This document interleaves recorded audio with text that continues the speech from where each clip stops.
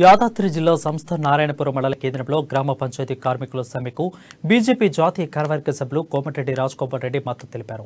తెలంగాణ ఎవరి కోసం సాధించుకున్నామన్న ఆయన కాంట్రాక్టర్ల కోసమా, నీళ్లలో మునిగిపోయే ప్రాజెక్టుల కోసం వచ్చిందా అని ప్రశ్నించారు.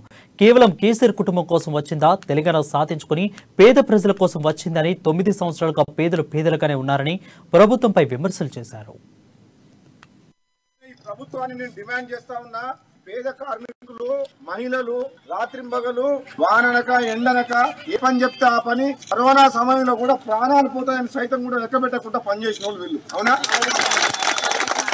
అటువంటి వాళ్ళకి న్యాయం చేయాల్సిన బాధ్యత ఈ ప్రభుత్వం మీద ఉంది, ఈ ముఖ్యమంత్రి కేసీఆర్ మీద ఉంది.